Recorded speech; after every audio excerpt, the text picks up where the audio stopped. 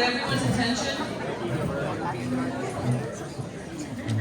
I want to start out by thanking all of you for coming to this breakfast and sharing your Saturday morning with us. I know that it's kind of precious to have weekends, and so we really appreciate you sharing your time. It's so great to see so many faces that I know, and we're just blessed to have all of you here. This year's breakfast is extra special for us because it's our 30-year anniversary of Habitat for Humanity.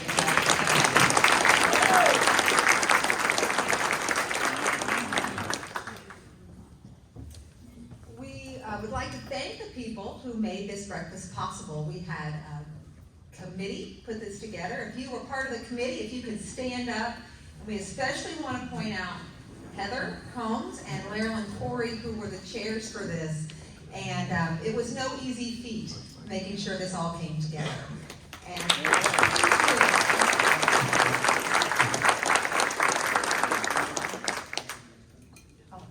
yes, we probably should introduce ourselves. Marilyn just mentioned that. I'm Amanda Dubé. Yeah. I'm Amanda Dubé. I'm the interim executive director, and this is Marilyn Corey. She is our board president, and wears many, many hats also as board president. We also want to thank the Eclectics in the back for providing our mood music.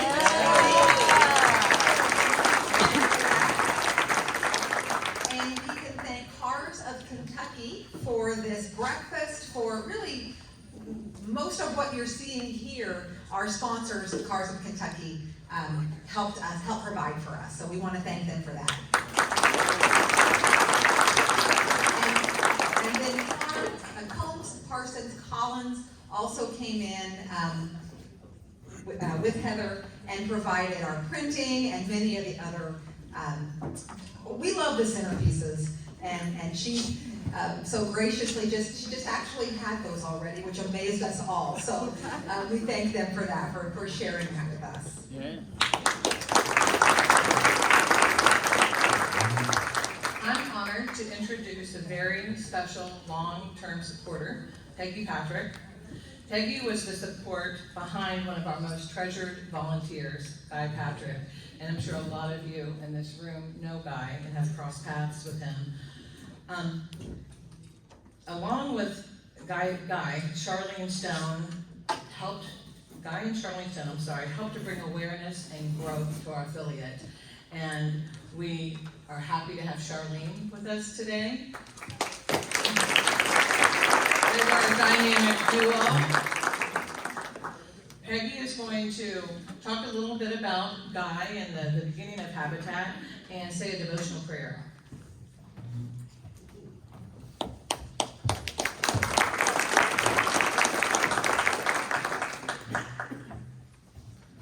What a great crowd.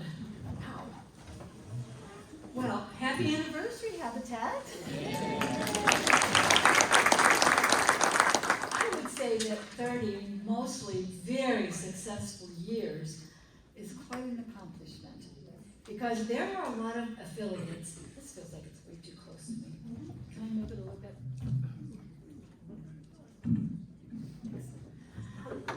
A lot of affiliates who have come and gone. They start out with great intentions, with lots of enthusiasm, with dedicated people, but it's hard work. Really, really hard work to keep an affiliate going. And it takes dedicating yourself day after day, month after month, and really year after year. And this Habitat affiliate has done it. So again, congratulations and happy anniversary. And thank you for choosing to honor our beloved Guy Patrick today. I think if he were here, he would say, don't. He would say, you've moved on. Keep moving on. But moving on requires, very often I think, looking back. And to see why and how this is not really working for me. Sorry. Moving on requires looking back. many organizations, probably most, who survive, certainly for 30 years, find it necessary to reinvent themselves, to remember their roots. I used to say this when I was working in hospice: if we don't go back to our beginning, to our founders, to our inspiration, we can lose the whole ballgame. And so I think that is really an important thing to do. What was it like at the beginning? Because that's where the enthusiasm was. That's where the vision was. That's where the seeds were planted and the whole thing took off. So we can't do all of that today. That would take a whole day retreat. But what I can do is tell you how Guy Patrick got involved with Habitat. It was sometime around 1976 when Guy and I served together as campus ministers at a small Catholic college in northwestern Pennsylvania. And somehow we came across an article about a millionaire who gave it all up, gave up his wealth, and then with his wife had this wild idea that they could, and you know, he was kind of a King Midas. Whatever he touched, he was successful with. Except at that point, he's married to his wife. But they had this wild idea that they could provide a safe, clean, affordable home for everyone who needed one. He wanted to eradicate global poverty housing, and that was what he set out to do. Using volunteer help and no-interest loans, requiring that those who would receive a home worked on that home, put in their sweat equity, and also paid it forward to other people's homes. They got this thing off the ground, believing that life was both a gift and a responsibility. They created a vision that caught the attention of a lot of people, including us. And so we decided to engage our students in learning about the need for housing around the world, but also in being practical enough to build at least one house financially, because the house was in Zaire, then Zaire, which was the pilot program for Habitat for Humanity. It wasn't a lot of money, but it was an exciting project. And our students, who were young and idealistic and enthusiastic and energetic and hopeful, sparked a campus-wide project that actually succeeded in building this house in Zaire. And it involved a lot of students who to this very day are Habitat supporters. That's pretty exciting for us too. You might remember when Guy sent out his, what did he call it, his final request for Habitat. A lot of those students donated money to support what he was asking for. Well, 2 years after that, we planned a trip to Koinonia Farms in Georgia. These were sort of independent actions, but they all did come together. It's a long story, and probably many of you know it, but Koinonia was where Millard and Linda Fuller hatched their vision with a strong spiritual foundation. We didn't get to meet the Fullers on that trip, but we did hear their whole story. And so 2 years after that, Guy decided he would go to volunteer for Habitat for about 6 months in Americas. He served in various roles, from clerical to cooking to preaching, no surprise, to building and painting, and he loved it. It was where he became thoroughly invested in the vision of Habitat for Humanity. When we moved to Berea, there wasn't an affiliate. That was in 1982, and there was no county affiliate at that time. But we did try to involve the St. Clair Parish in Berea in learning about poverty housing and one organization that was trying to eradicate that. And at that point, somewhere in that period of time, we ended up building a house in Haiti. So the momentum was building.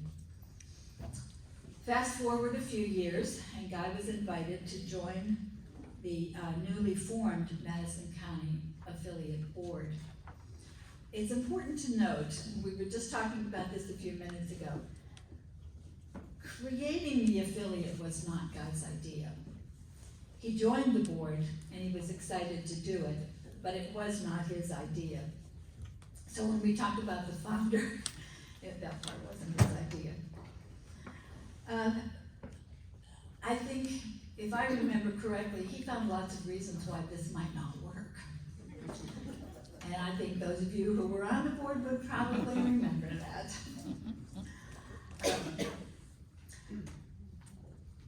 Not long after that, he was sort of recruited to become the some people must have seen beyond his, I don't know what you call it, but anyway, recruited to become the executive director. And despite the fact that he felt he couldn't organize a 2-car funeral, he accepted the request and had his baptism by fire in the building of the Jimmy Carter Blitz building, where in this affiliate built 6 houses in a week, mostly. It took an enormous amount of pre-planning and post-cleanup to do that, but those 6 houses were built. Many thanks to Charlene. I will repeat that because the organization for any kind of a build like that is phenomenal, and Charlene was really the very best at that. And so Guy's tenure began, and pretty much lasted until the end of his life. He probably, had it not been for COVID, been continuing on the old timers crew until he took his last breath. But between COVID and his failing health, he did it as long as he could, and that's when he sent out his letter. He figured he could help it another way. I think our Guy was a unique character, one of a kind, with a heart of gold, a vision for sharing our resources, a can-do spirit, and maybe most importantly, for gathering around the most incredible group of people, many of whom are here right now. When he died, Kent Gilbert wrote a memorial for him, and in that memorial he said that Guy never minded trying to recruit us for Habitat for Humanity, and we could never say no. Guy was also very fond of quoting Millard Fuller, who used to say, "There is no lack of money to create this vision and to keep it going. We just have to figure out how to get it out of your back pocket." And that's what this morning is about. I'll close with a quote from Senator Ted Kennedy, which I've always really loved. He said, when he lost his nomination for the presidency, "For all of those whose cares have been our concern, the work goes on, the cause endures, the hope still lives, and the dreams shall never die." So on we go to the next 30 years. Let us pray.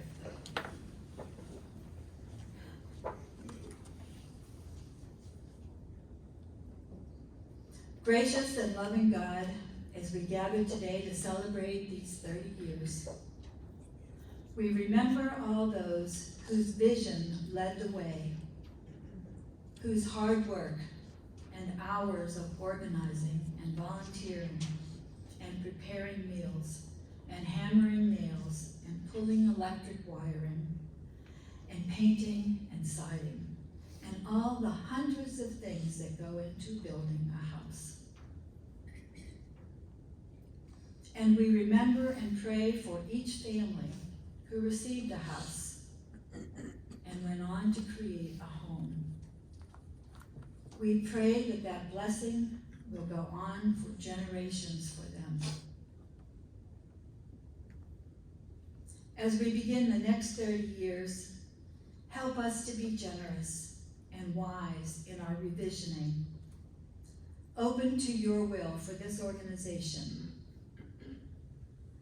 We pray that you bless all those who come now and in the future, that this dream will never die.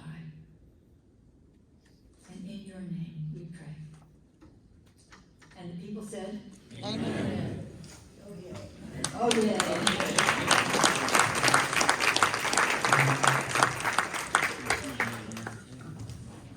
Thank you, Peggy. Our next speaker has come full circle. Where is he? He's coming up here now. Come on up here, Brian. Brian Kirby is one of our founders of Habitat, and he was our first board president. And I say he's come full circle because he is our incoming board president in January. So if you would please welcome Mr. Brian Kirby.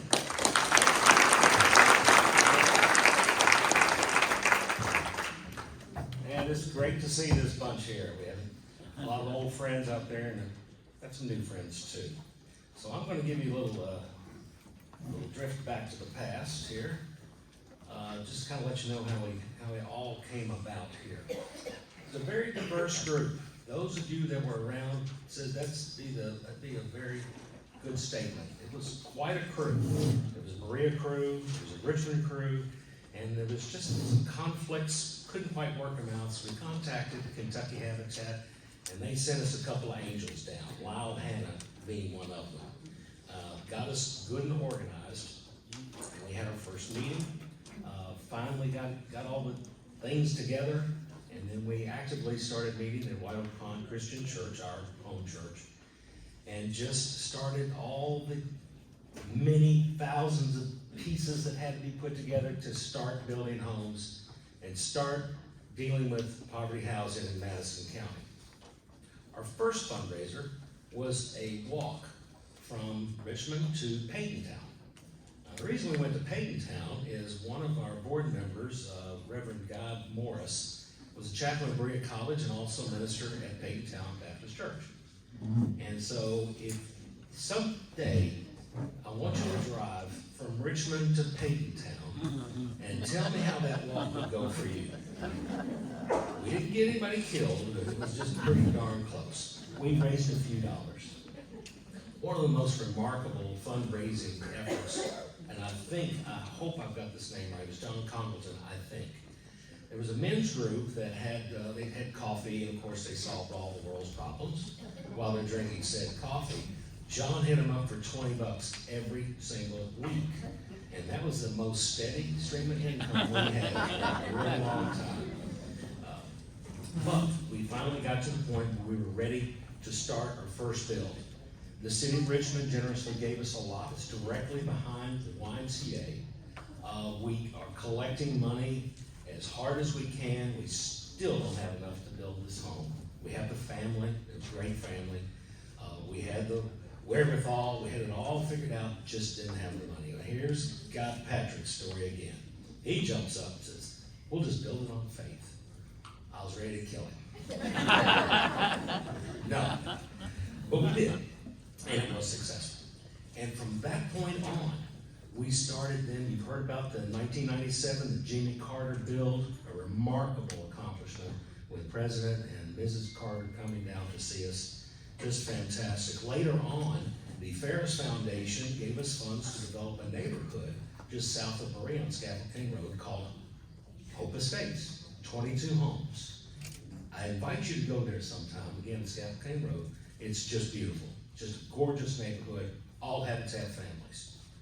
And so we've gotten to this point where we've built, I'm going to do a rough number, this is not exact, but we're about 120 homes. Wow. Is what we've built in Madison County.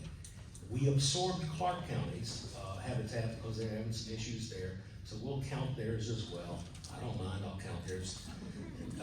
These are not only new houses, some of these are what we call recycled houses. A Habitat family may have to move away, or there's some family situation, the home is sold. We have right of first refusal, so we'll buy the home, rehab it, and find ourselves another Habitat family to sell it to.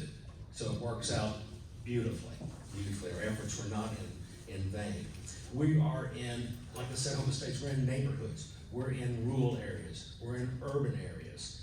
And the Piece de Resistance is our latest project in Winchester called the Lincoln Street Redevelopment Project. Briefly, the city of Winchester secured a $1 million grant to allow for the acquisition and demolition of a bunch of really dilapidated, I mean, this was the funkiest street in Winchester.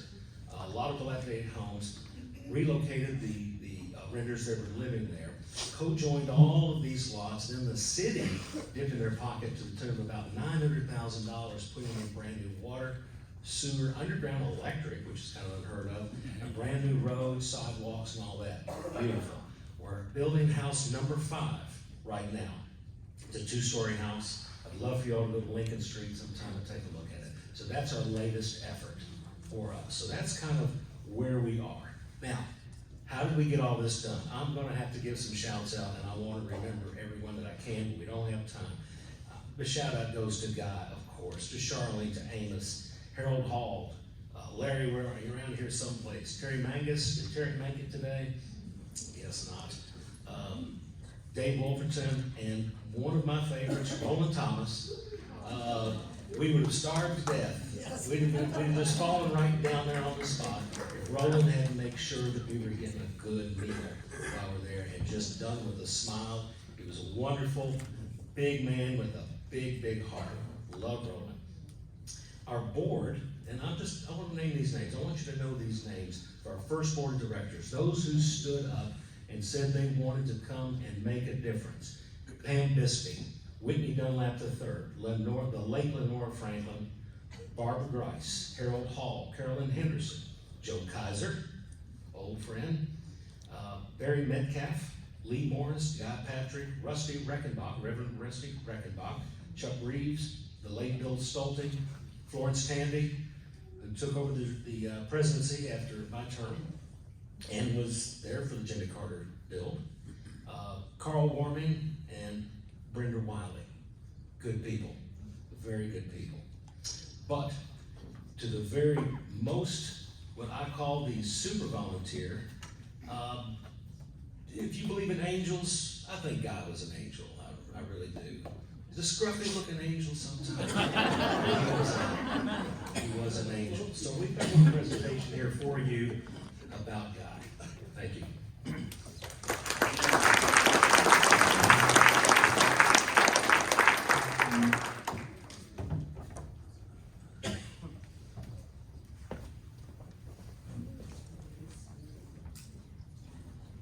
What are some of your earliest memories of Habitat for Humanity in Madison and Clark County?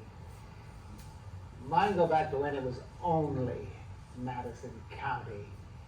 And I don't know, if I go back to the very beginnings, I was so proud when we had about $2,000 in the bank, intending to build our first house with nobody who knew anything about building, you know, in its full stage. And I threw a spaghetti dinner for my church and made $600 and thought, wow, that was some achievement. And little did I know that from that little effort and those folks who were volunteering time and energy every Saturday, it would lead to 143 houses. Wow. What would you say to someone who's always wanted to be a volunteer at Habitat, but just hasn't made the jump, or maybe is a little nervous to make the jump? I'd say be a little bold, because on one of the earliest houses Habitat was building in Richmond, I came up from Berea, walked on site, and I was very nervous. I didn't know anything about building, and everybody was busy. And I stood around just watching for about 10 minutes. Nobody came over to talk to me. I got back in my car and went home. And what I regret I didn't do was to look around and see ask who the leader was, go to the leader and simply say, is there some way I can help? You gotta be bold. If you get scared and just leave, don't do it. Get out on a site, find out what somebody can use you for, and then you'll come to love it for the rest of your life. Say home dedication. What does a home dedication mean to you? I think it's when you can give over this home to the family that's one thing, but it's also what I said in that little talk. It's dedicating ourselves to continue the work of Habitat, which is providing housing for so many people for whom it's out of reach. What's something that we're I have so many. It's you know, I could just pick them out of midair. So I really find that difficult. So many houses, I have so many different qualities. Met so many interesting people, either working on site or the homeowners. It's been a joy all along. So how do you take, 20 years of activity and say, what was the best? Maybe this is. when the affiliate, if and when the affiliate, especially the admin office, gets frustrated, what kind of advice would you have for them? Like, how do you? I can remember driving up one morning from Berea to the Richmond office and screaming at God, I don't know what I'm doing! That's the frustrating sense of what's going on? Is anything being gotten done? Is there anybody out there? And once I said, I don't think there's anybody out there in the whole world who is thinking about Habitat but me, or at least in the whole county. And I'm not getting anything done either. So it's plugging it out. You know, we wouldn't be here if along these last, since 1992, we just hadn't kept our feet to the grindstone and kept continuing, kept going. Times of no money, times of debt, times of frustrations and complications, but we stuck it out. And so I'm encouraging everybody who's involved with Habitat, stick it out. Something good will come. God takes care of the best parts of Habitat. I mean, there are miracles. I can list any number of miracles, things that should not have happened that were such great benefits to Habitat. I'm shaking my head and saying, holy mackerel, how did that happen?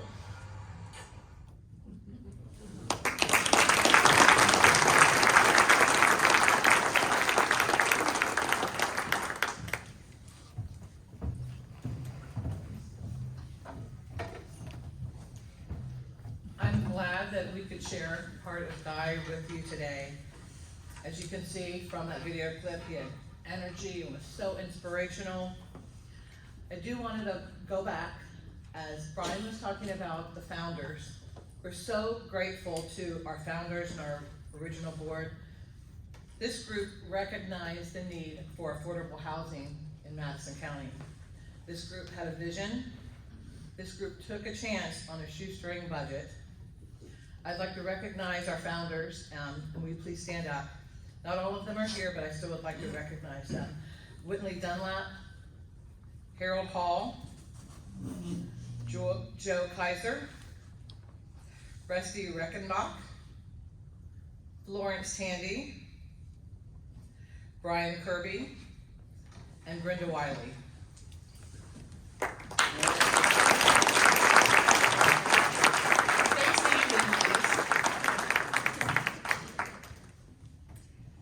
And we're grateful for the founders for laying that foundation, but 30 years have gone by, and there's been a lot built on that foundation. There's been the walls and the windows and the doors and the roof, and there's a lot of people that went into making that happen, and we'd like to recognize you right now. So let's start by, if you've ever served on a board with Habitat, past or present, please stand up and remain standing. All the current and past board members.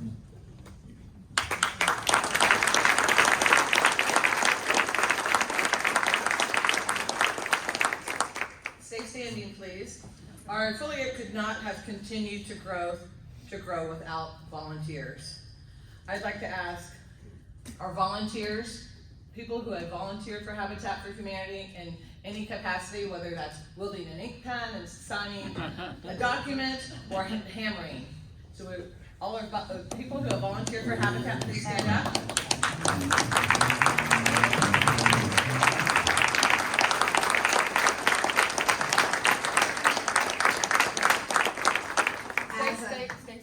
standing.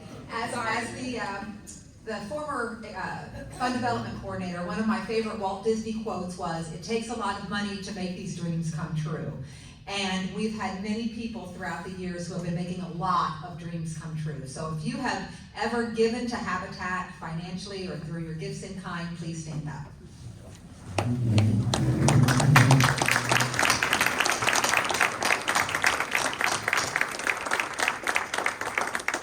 Now, these individuals are probably already standing, the city officials who have worked with us to find lots, to partner with us in neighborhood revitalization programs.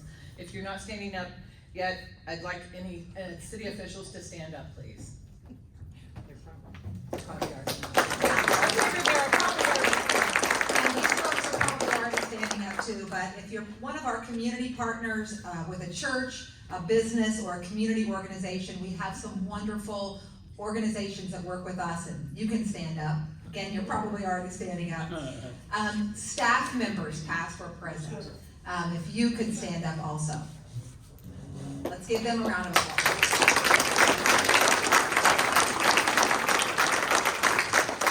So if you look around the room right now, the last 30 years have been possible because of you all. You are the ones who have made certain that we were able to say that, and I have the number for you, it's actually 133. We counted and double counted. We double counted, yes. 133 families who have been empowered to find strength and stability through home ownership. Because of you, because of folks like you who are here today. And I think that deserves a round of applause. Thank you.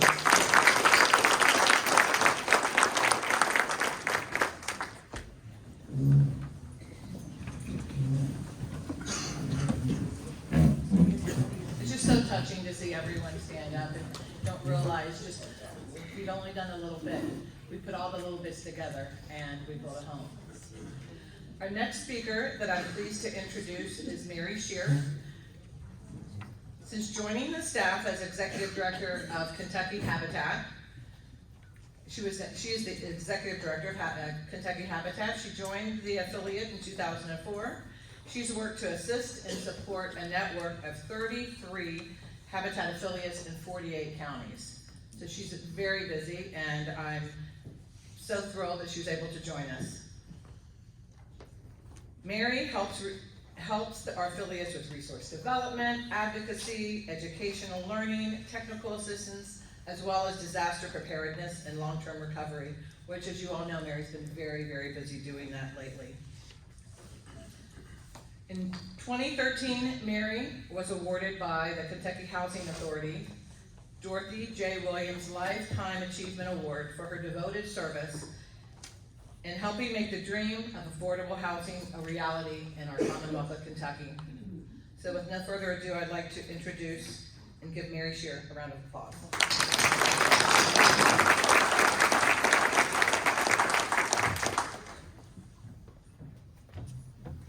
Thank you so much, and thank you for the invitation.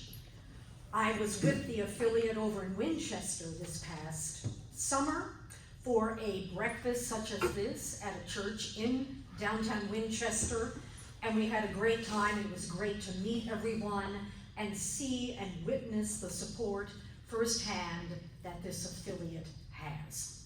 I would be remiss if I did not acknowledge some people myself, even though they've already been acknowledged. But for me personally, I started with Kentucky Habitat for Humanity in 2004. So I've been with them quite some time, when originally I was told my job wouldn't last past about 3 years. So I beat those odds, and we're gonna beat a lot of other odds that we have going on right now, statewide, nationally, and globally. But let me first just, of course, Peggy Patrick, it's been a long, long time since I had seen you, and I knew Guy so very well, and my impression of Guy and what I remember the most is that wonderful original voice that he had, and that bushy beard. Just love that. He was a character. Judy Flavel and her husband, I was at their wedding, And Judy came on and was the new executive director at some point and worked with her, and it was such a pleasure, and it was a gift to you all and this community. So good to see you here this morning. Also, Charlene Stone. Oh my goodness, did we have some experiences in disaster recovery in India after the tsunami. Amos, I see you over there. I didn't see you at first. It's been a long time, but you both look fabulous. And what great, great friends to Habitat that you are. Helen Ward, my goodness. I can remember us sitting in Applebee's going over Federal Home Loan Bank grants, trying to help and get some additional funding. And we did, and that's going to continue for sure. Absolutely. Absolutely. And also I see several members here of the very recent Executive Director Search Committee. What a great, great job that they did. I want you all to know that. They did a fabulous job. They were intense in their scrutiny, in what would work here, what this community, what this affiliate needs. They were open, welcoming, asked all the right questions, and they all were just great. And it was a privilege for me to be asked to serve with them as sort of another sort of set of eyes and ears and a voice of what would be best. And I think we got it for you. I don't think, I know. And I am excited, and I know that the board is, the search committee, the staff. I also want to say, even though he is not here, but my first day on the job, he was with me and was with me for the following 3 days to explain to me everything that I did not know. And when I accepted my position, I didn't know anything. I knew Habitat, I knew President Carter. Other than that, I knew something about housing. I knew there was this term called affiliates. I didn't know who they were, what they did, what was the importance of that. But I soon found out, and that person was Bill Schulte. And he remained on our state board for quite some time and was really a guiding light for all of us. Because as someone and several have said up here, Peggy, I believe you did, we can never, ever forget our history. We just can't, because we can learn from it. We can go back and build upon that history. And we've got to keep looking back because it is so rich. It is so diverse. It answers not only what we needed back then, and I'm talking going way back, the early 50s, before Millard and Linda even had a twinkle in their eyes as far as what they were going to do with their lives and their financial resources. But I'm talking about Clarence Jordan and the Englands in Quinania Farms, building with those immigrant farmers. Back in that day, the sweat equity was 1,000 hours per family. 1,000 hours, and they were happy to do it. There are some great stories about that time in our history, and talk about kind of some of the buzzwords today: diversity, equity, and inclusion. That's Habitat. That has always been Habitat, and it always will be Habitat. That we are accepting, that we are open, that we understand the value for a lower income family to become a home owner. What that does for them, what that does for their community, what it does for their self-esteem.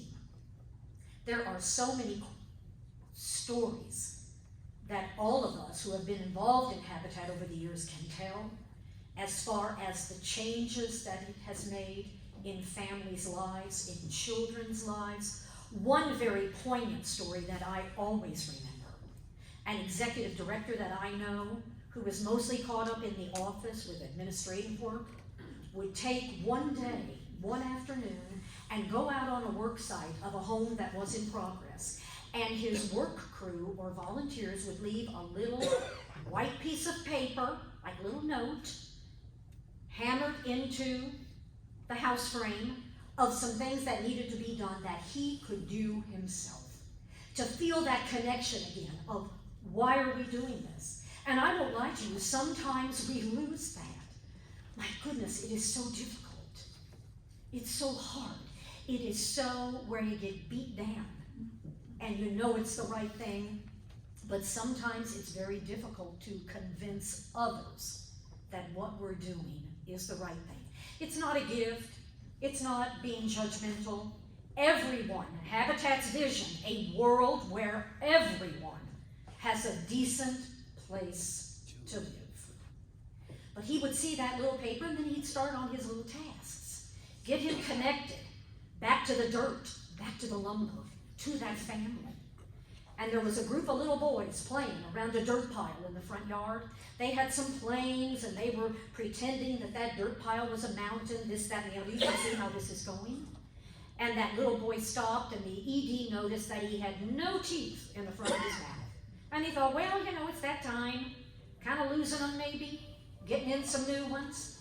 But the little guy came over and he started talking to him. Well, is this your house? Yes, this is my house. It's going to be my mommy in my house. And he was so proud, so proud. And the ED got to talking to him a little bit more and said, well, now, what happened up here? What's going on there? And he looked down at the ground. And then he looked up and he said, my daddy did it. My daddy did it. And of course, the executive director was speechless. He didn't know what to say. What do you say in a situation like that? But then that little boy came back and said, but now, my new home, I won't have to be afraid anymore. I won't have to be afraid. That, in essence, is Habitat. Our families won't have to be afraid that they can't afford the home that is theirs. That they won't have a door that locks, that windows that lock at night, where they can feel safe. They can paint the walls whatever color they want, and they're not going to get admonished by it. They can hang as many pictures and put as many holes in those walls that they want for their memories.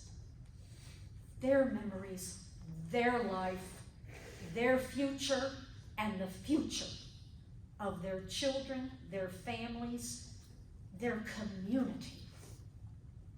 Habitat brings people together to build homes, communities, and hope. We're doing a lot of building these days. I'm not telling you anything that you don't know, that we had an incredible housing shortage before the tornadoes in December and after the July floodings in eastern Kentucky.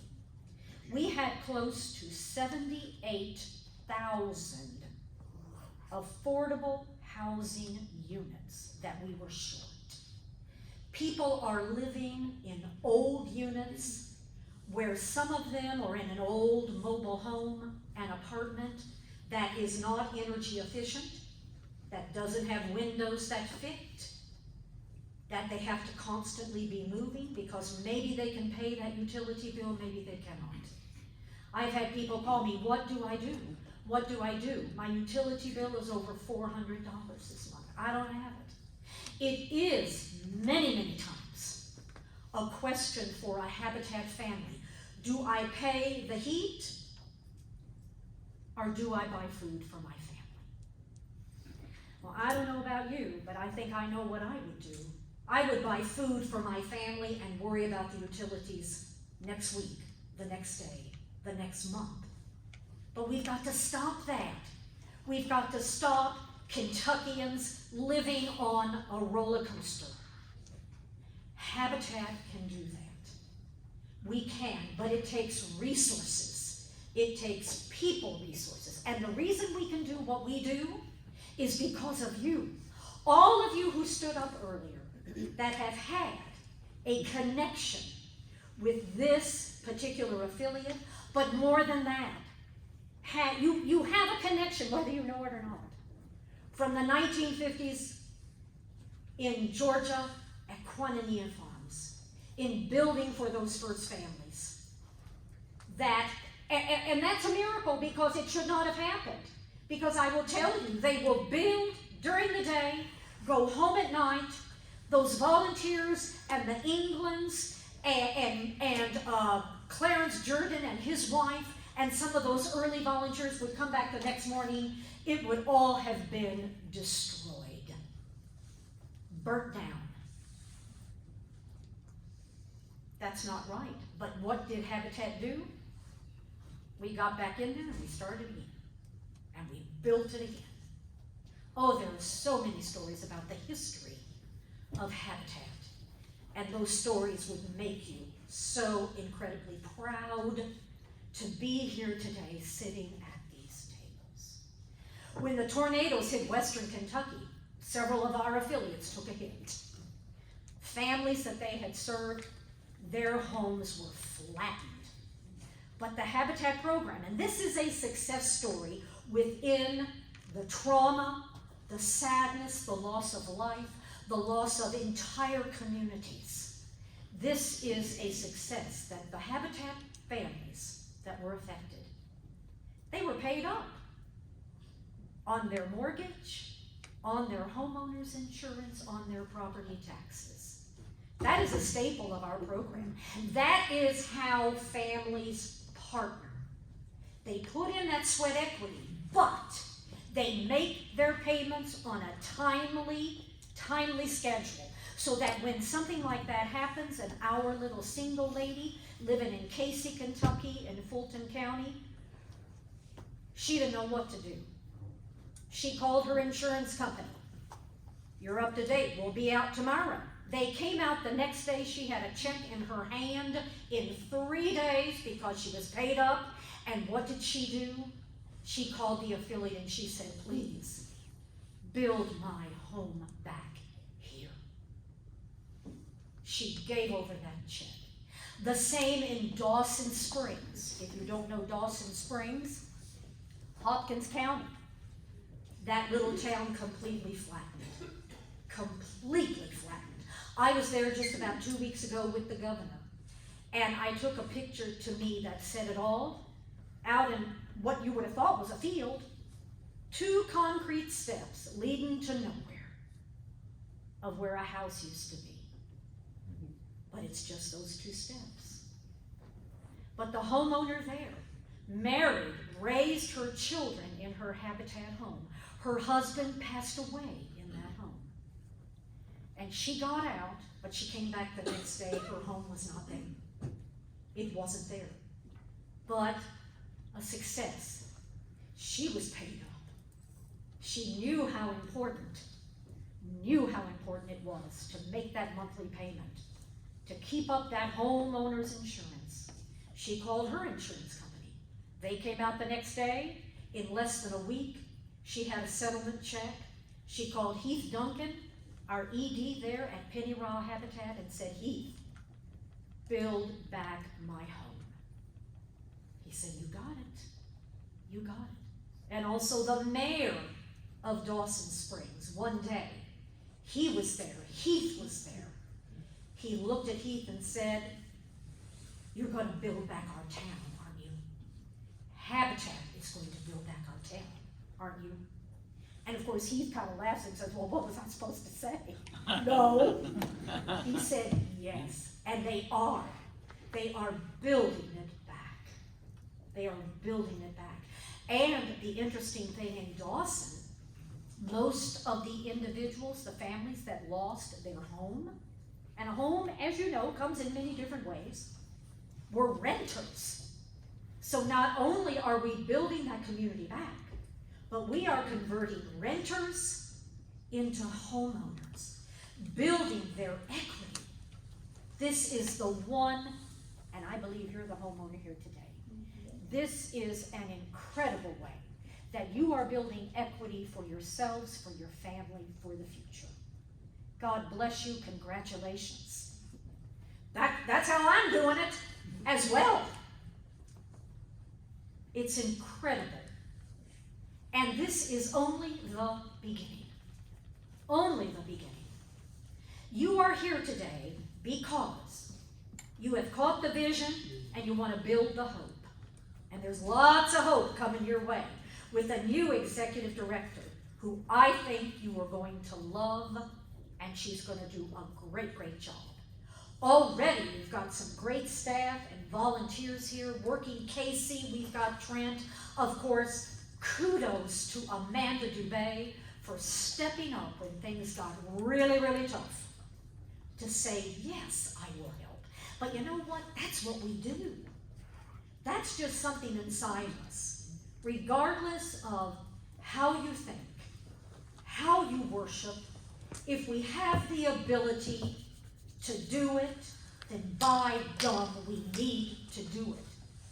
So I am here to hopefully let you know that what you have done is incredible, but it's only just begun. Even after 30 years, these things take time.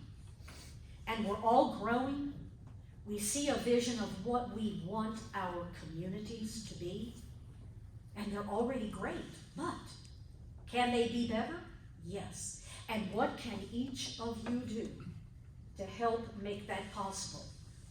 Is it volunteering? Is it serving on the board? Is it serving on a committee? Is it helping at an event like this? Is it, which this is what we really need, is it you when you walk up to someone and they say, well, what have you been doing lately? I was at the Habitat breakfast. Man, you got to hear about what they're doing. You've got to get involved. Is it making that donation? Is it convening people? Habitat is a great convener. We have a brand at last estimate was worth about $16.5 billion as far as it being recognizable. Up there with Starbucks and Nike. We've got to, and not be afraid to, take advantage of that.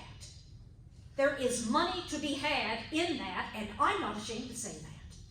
I am not ashamed to say that. Because if there is a choice of where someone gives, I say give it to Habitat. Because we are bringing people together to build homes, but we're building community, and we're also building hope. And I doubt that there is a person in this room today that doesn't feel like we need some hope. We need big time hope and big time action.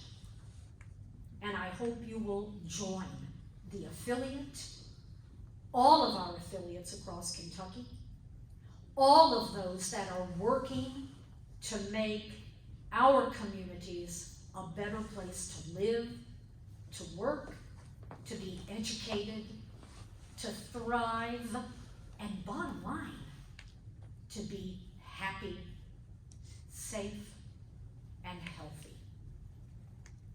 God bless you for everything that you do. There are some pins and donation cards on your table. I noticed that. Please consider making a donation. I'm not sure if you've got a 30th anniversary home planned, but wouldn't that be great if we could hear this morning, raise enough, half, a quarter, whatever that might be, to say our 30th home, and golly, that is your home. That would be your home for a deserving family. Thank you so much. Keep up the good work.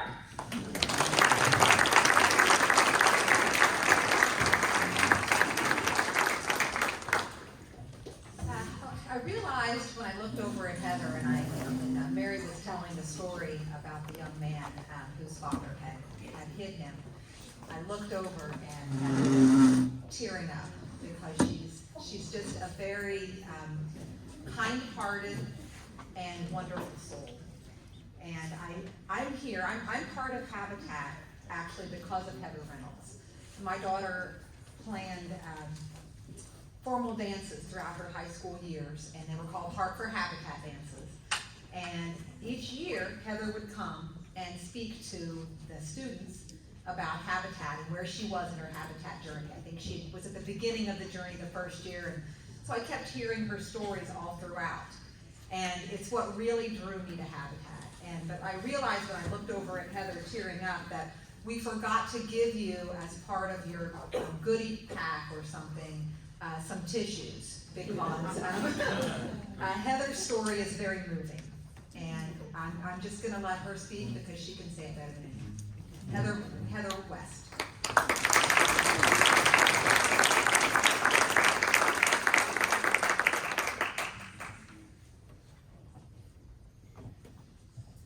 Ooh, hi everybody, it's so good to see you all. Well, my story has definitely changed over the years, and that's kind of the thing that happens when you have something in your life that really affects you in such a profound way. It doesn't just cease to be important to you anymore. It continues to make a change in your life that just kind of ripples out as you go. And that's what Habitat has been for me. I've heard a lot of little pieces of kind of how I feel about my story come through with Peggy and talking about looking back and Mary. Some of the things that you said, you'll definitely understand where I'm saying about little parts of her story is definitely part of mine as well.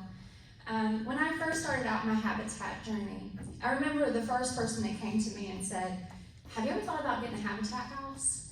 I was living in poverty housing, and there was just so many things going wrong with my place, and I owned it. It was a trailer, and it was built between 1976 and 1978, and it was actually called a matchbox trailer. If that gives you any idea.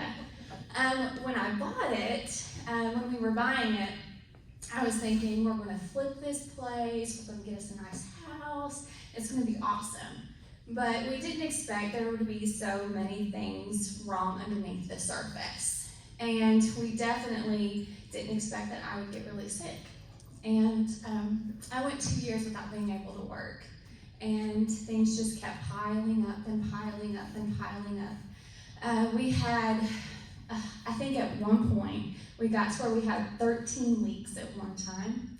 And that meant we had to replace our floors for, I think it was the third time in the kitchen, second time in the living room. And then shortly after that happened, our breaker box, it was all messed up. We realized there was cross wiring and that wasn't great, and we had to get that fixed. Our utility bills about $400 or $500 a month. So yeah, it was really awesome. It was a really great experience.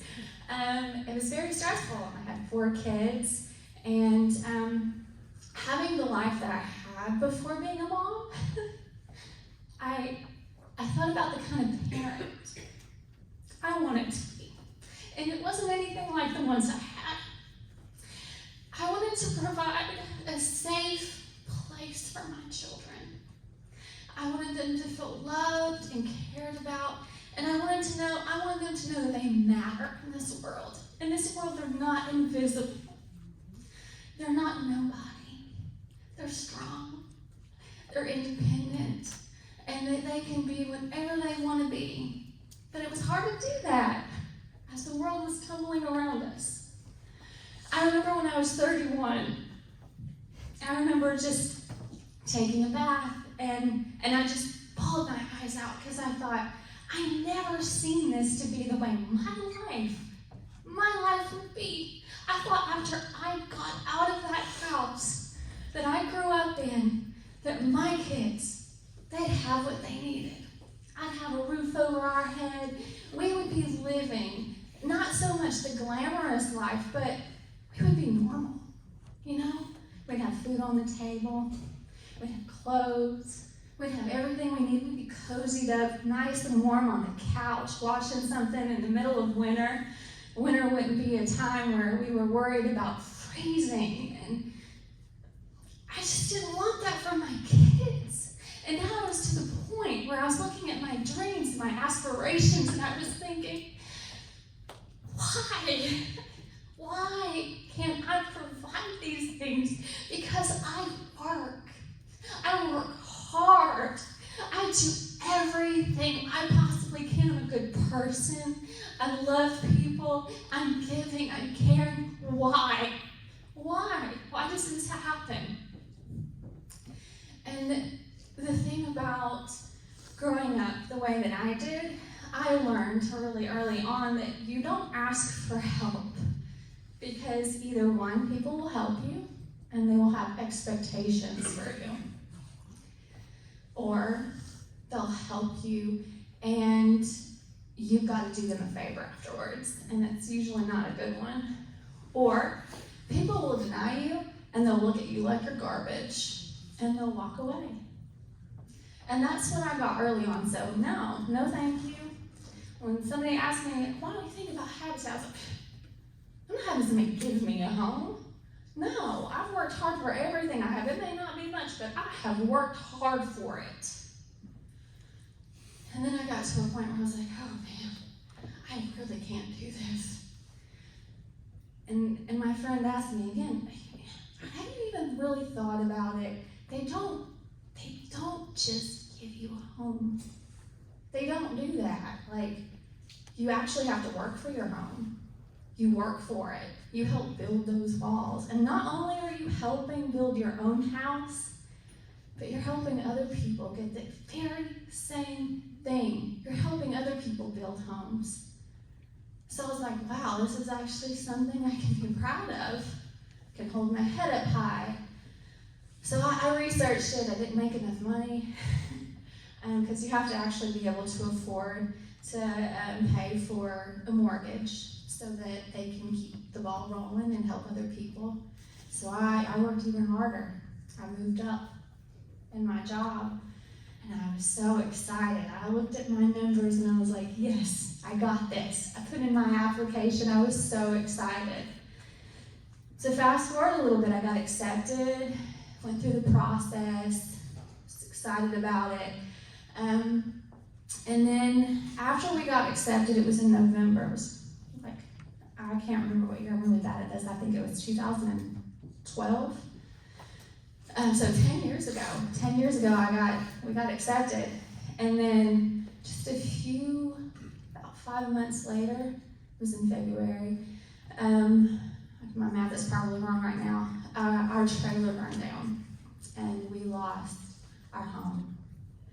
We didn't have insurance because it was a Matchbox trailer and nobody would insure it. And of course we had people look at us like, yeah, you probably just do that for the insurance money.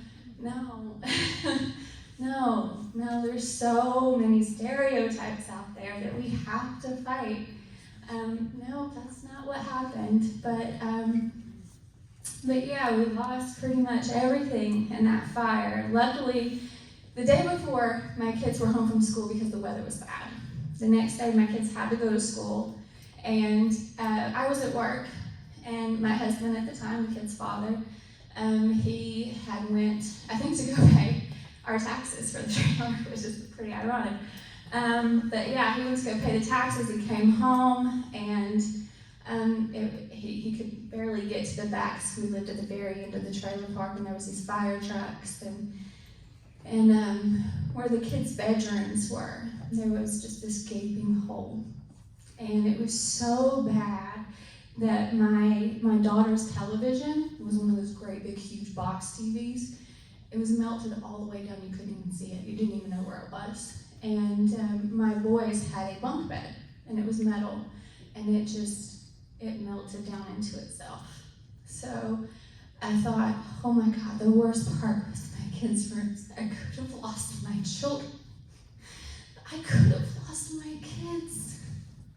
The most important thing in my life. And I didn't know what we were going to do. We didn't have a home yet, and who would take in 6 people? It's kind of crazy. And I'm not the type of person to ask for help. I didn't know what was going to happen. And I had my Habitat family who reached out to me and who loved on us. And I had friends at work who, even though I was kind of to myself, they cared about me too. And they reached out to me. And I seen something. I seen that there are people out there who care. There are people out there who love you and who are willing to help you if you need it. And that was a new experience for me, because as a child, I wasn't able to go to my parents. As a child, I wasn't able to go to police officers or anything. I wasn't able to get any kind of help at all when I was a kid or as I grew. And so for me, that opened up a doorway that later became wide open. So we got our house, and the story doesn't stop there. I was in an abusive relationship, and Habitat can fix a lot of things, but there's some things that you just can't fix. You have to work on yourself, and you have to work on what is good for you and what's not good for you, and make a lot of tough decisions. There's something about when you live in a state of survival that everything, you don't connect what's okay and what's not okay, because you're just trying to live, you're trying to survive, you're trying to make things happen for yourself, you're trying to make things happen for your family, and you don't realize the danger that you're in. Well, once we got our Habitat house built, I realized that I've accepted a lot of people into my life that wasn't good for me. My mom wasn't there for me. She wasn't the best role model for me, and she spoke a lot of things to me that probably wasn't the best, and really messed with my mental state. And my husband at the time was, it just wasn't really good for me. And I remember feeling weak again. And I remember starting to feel like I didn't have any power. And I remembered what it felt like to hammer those nails into my house. I remember what it felt like to stand on the stage and talk about my story. I remember what it felt like to be on the Women's Build Committee. I remembered what it felt like to have power and to feel strong, and to think that something looked so out of my hands, something that looked so inconceivable that I could accomplish, and I accomplished it. I accomplished it with people who cared. And I realized that even though I was scared and I didn't know how we were going to make it, I was able to leave that abusive relationship. I was able to get out of it, and I was able to find someone to help me, and I moved on. I got out of that, and now me and my kids and my new husband, I've learned what love looks like, and I've learned it from people like you. From the people that stood up. It started with you all for me. And because of that, my kids are on their own journey. My daughter is a mom to 2 beautiful boys. And watching her and seeing her pick a man who, oh my God, loves her so much. And seeing the love in their eyes and not the fear that I had when I was her age. And my other kids, and watch them trying to pursue stuff and heal and just be themselves. And my husband, I'm learning so much about love from them. So much. But it all started with nailing some nails and meeting some incredible people. I love you guys so much. I wouldn't be here. I probably wouldn't be here if it wasn't for you.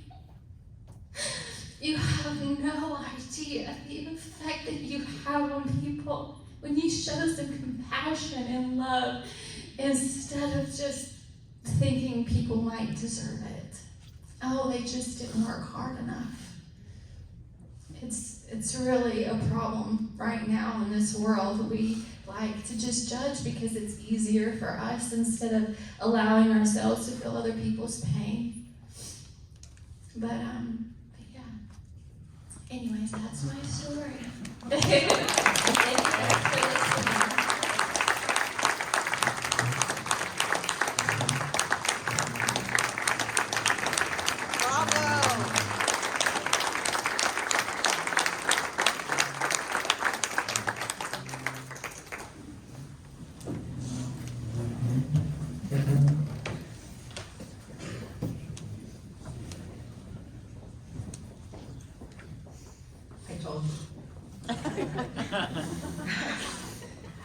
Thank you so much.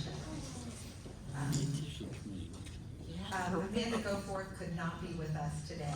She was traveling, and her flight was affected by the hurricane, and so she was delayed, and she's been through some pretty incredible adventure trying to get back home. But next we'll hear from Brian Kirby. Oh, I'm sorry. Amanda Goforth is our new ED. I'm so sorry. We're looking forward to seeing her, and she will begin her habitat adventure on November 28th.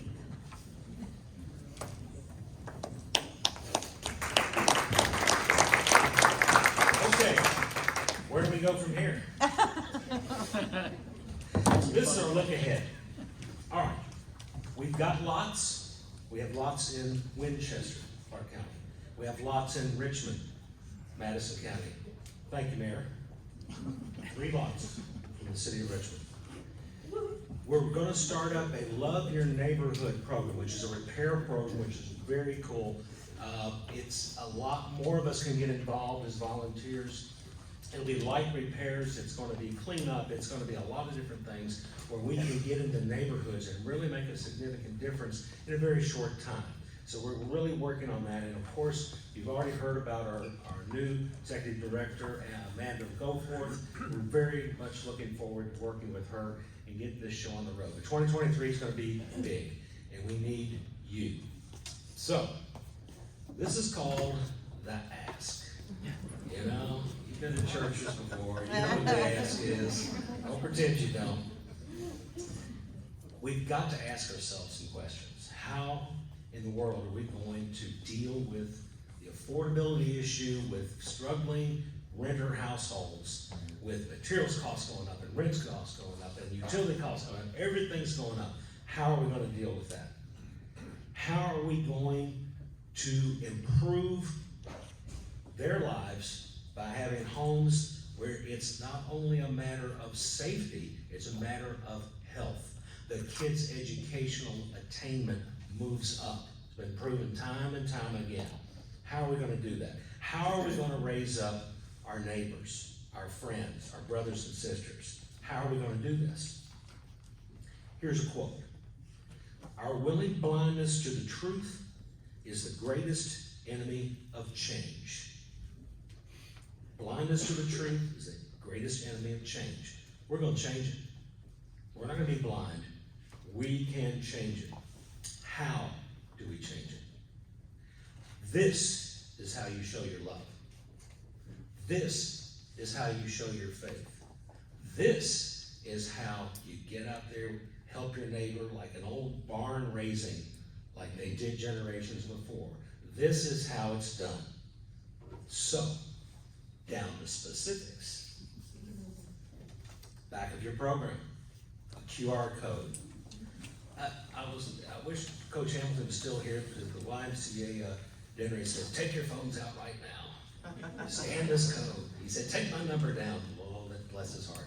Can't imagine how he's going to get QR code in the back of your program. This is a way. You have our blue thingamajigger here, a pledge. You have an envelope. This is how this gets done. This is going to have to be a banner year for us because we're coming out of a pandemic that we've been through. It's just been tremendous forces working against us. But don't forget, this is a year we still built 5 houses in Winchester. And we can do that again in Winchester and in Richmond and in Berea, wherever we can find the land, we're willing to get it done. So I've told you the ways to give. Work with us. Be part of our dream. Be part of the American dream and help our habitat build this year. Thank you.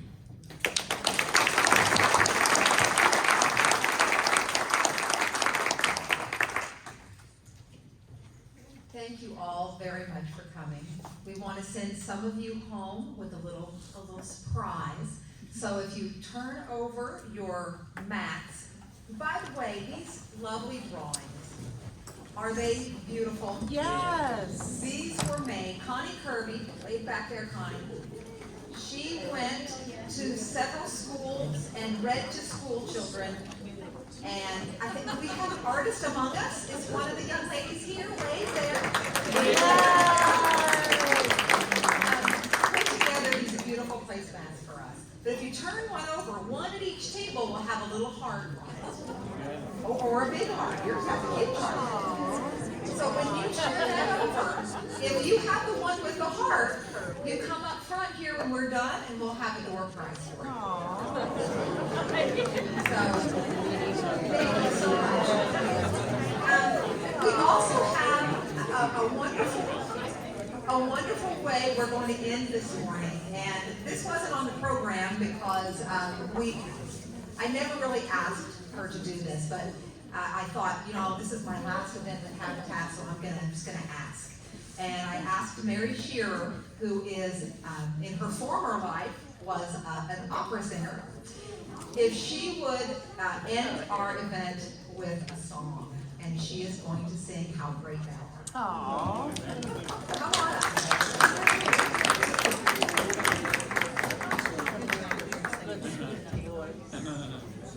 Oh, you're all so sweet to ask. I don't do much singing anymore, but I'll do an abbreviated version because I know we're over time, and I don't want to be a cause of that for you all to get out and get to your day.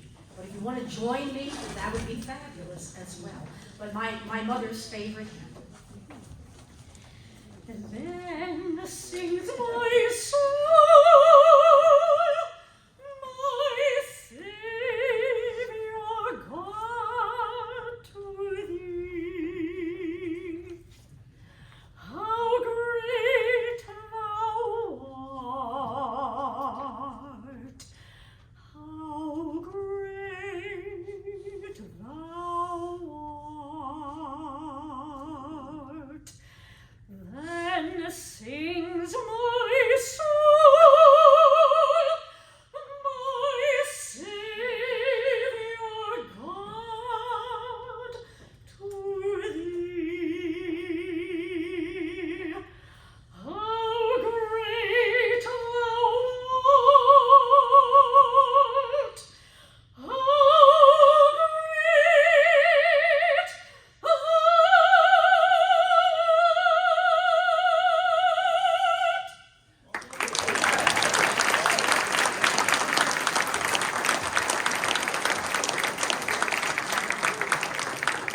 And on that note,